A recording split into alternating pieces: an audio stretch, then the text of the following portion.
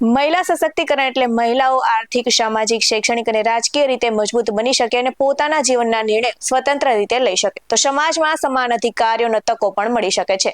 તો આજે વાત કરવી છે કે એવા મહિલાની કે જેઓ પ્રાકૃતિક ખેતી અપનાવી આત્મનિર્ભર બન્યા છે. ત્યારે જોઈએ વધુ એક અહેવાલમાં. નમસ્કાર દર્શક મિત્રો, BS9 TV ન્યૂઝમાં આપની સાથે હું છું નેહા પટેલ.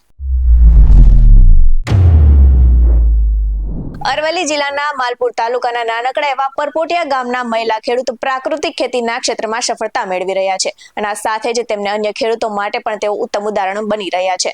તો માલપુર તાલુકાના મહિલા રેવાબેન કોટવાલ વર્ષ 2019 થી પ્રાકૃતિક ખેતી કરવાનું શરૂ કર્યું હતું અને આ સાથે જ તેમની સફળતા મળી હતી ને તેઓ આર્થિક રીતે મજબૂત બન્યા હતા અને સમગ્ર વિસ્તારની મહિલાઓ માટે તેઓ પ્રેરણારૂપ બન્યા છે.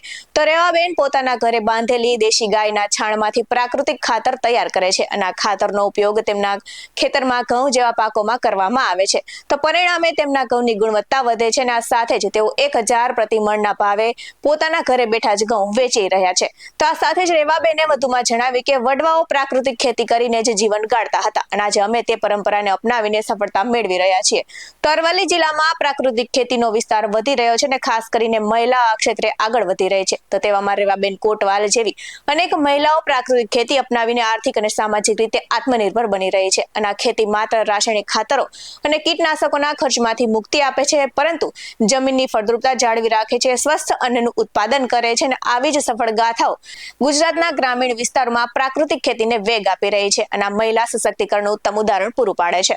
વધુ વિગતે સાંભળીએ પ્રગતિશીલ ખેડૂત મહિલા પાસેથી. મારું નામ કોટવાલ રેવાબેન સુખાજી, ગામ પરપોટિયા, તાલુકો માલપુર, જિલ્લો અરવલ્લી. હું પ્રાકૃતિક ખેતી 2019 થી કરું છું અને અલગ અલગ શાકભાજી કરું છું.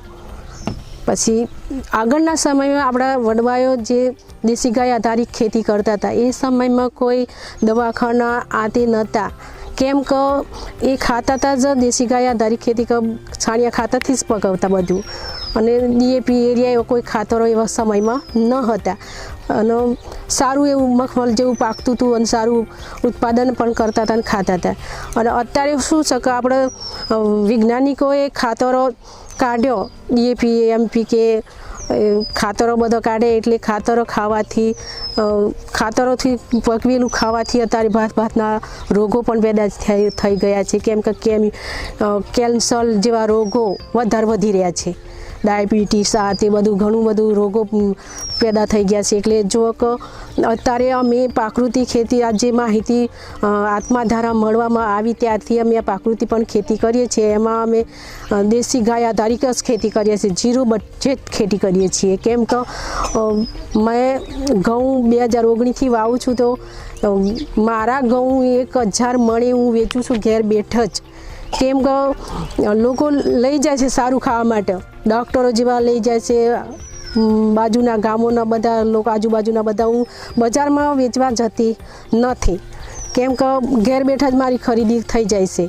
હું કોઈ બજારમાં વેપારીઓને પણ આપતી નથી, ઘેર બેઠા હું ખરીદી કરી જાય છે અને શાકભાજી પણ હું ઘેર બેઠે જ મારી વેચાય છે મોંઘી, કેમ કે બજારમાં જે આપણે લાવીએ છીએ 30 રૂપિયાની ચાલી તો 40 રૂપિયા.